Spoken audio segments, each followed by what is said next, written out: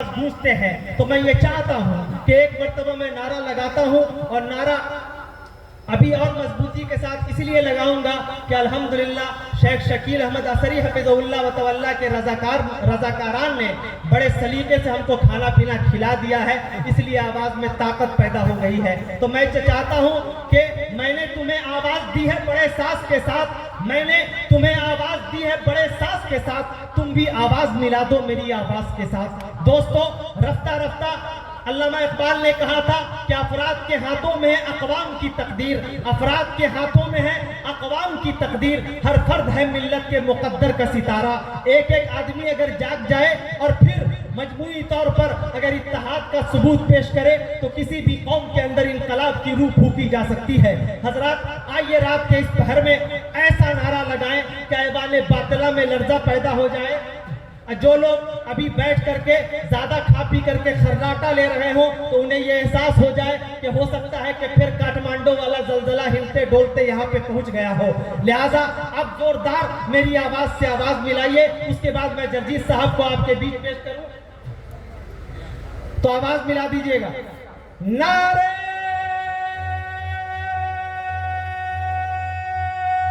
तकबीर, अल्लाहू अकबर,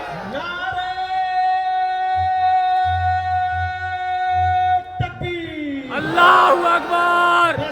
अगर इसी तरीके से अगर मजबूती के साथ मुसलमान अपनी ताकत का सबूत पेश करे तो पार्लियामेंट के अंदर गूंजने वाले वो लोग जिनकी आवाजों से हिंदुस्तानों के मसाइल पेश आते हैं और जिनकी वजह से हमारे दाखिली मामलात में फिरका परस्त ताकतें डाका डालने की कोशिश करती हैं, मैं ये कह सकता हूँ कि उनके कुलूब के अंदर लर्जा पैदा हो जाएगा। इसी जिंदा दिली की जरूरत है, इसलिए कि दिल में ईमान की कंदील जलाए रखा, दिल में ईमान की कंदील जलाए रखा, खुद को अखलाक के जेवर से सजाए रखा। तुमने लफ्जों की तिजारत में बिता दी उम्रें, हमने आमाल के परचम को उठाए रखा। इसी जिंदा दिली के साथ आइए मैं चार मिसरे की गुस्ताखी के साथ फजीलतुल शेख जर्जीत चतुर्वेदी सिराजी हफिज़हुल्लाह व तवल्ला एक बात हदीस नेमत के तौर पर सुनाऊं। मुझे ये बात दे दो, वो जब थे तो सुर में थे, आप थोड़ा हल्का हो गया। एक छोटी सी बात कह करके मैं शेख को पेश करूं कि अभी एक साल पहले हम लोग कटिहार की सरजमीन पे स्टेशन पर हम और जमात के एक नौजवान आलिम फजीलतुल शेख अब्दुल गफ्फार सलफी हफिज़हुल्लाह व तवल्ला और जर्जीत चतुर्वेदी हफिज़हुल्लाह व तवल्ला वहीं पे बैठ करके चाय पी रहे थे। एक गैर मुस्लिम आया, बहुत देर तक इनको गौर से देखता रहा, देखते देखते कहता है कि आपकी शक्ल जो है ना वो मोबाइल वाले मौलाना से मिलती है। तो मैंने कहा कि ऐसा करिए, जरा जहन पे जोर डालिए और उनका नाम भी याद कर लीजिए। वो थोड़ा चंद मिनट रुका और कहने लगा जौ से नाम था। हम बोली जर तो नहीं था, कहने लगा नहीं जर के साथ जीस भी था।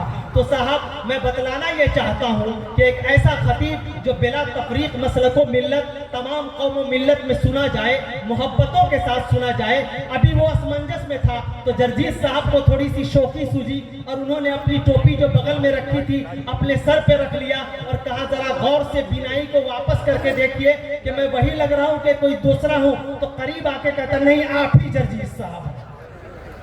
तो अल्हम्दुलिल्लाह ये मकबूलियत और ये शोहरत, ये अजमत अब जैसे हम लोग जिस वक्त से उनको सुन रहे हैं अब महसूस होता है कि हम लोग बुढ़ापे की दहलीज पे कदम रखने वाले हैं। लेकिन शेख को जब देखता हूं तो ऐसा लगता है कि 25-30 साल में न वो उनकी उम्र आगे गई है न पीछे गई है। जैसा मुझसे पहले वाली नस्लों ने देखा था मैं भी देख रहा हूं और कभी उम्मीद है कि आइंदा वाली नस्लें भी उन्हें उसी तरह अहदे शबाब में देखेंगी। चार मिसरे से मैं शेख को बुलाऊं कि दिलों में जुस्तजू बढ़ती है और तनवीर होती है, दिलों में जुस्तजू बढ़ती है और तनवीर होती है, सभी मुर्दा दिलों में जिंदगी तहरीर होती है। दलाइल जब ये देते हैं तो अक्लें दंग रहती हैं, हमारे शेख की कुछ इस तरह तकरीर होती है। मैं पर तशरीफ लाते हैं फजीलतुल शेख जर्जीत चतुर्वेदी सिराजी हफिज़हुल्लाह व तवल्ला एटावा।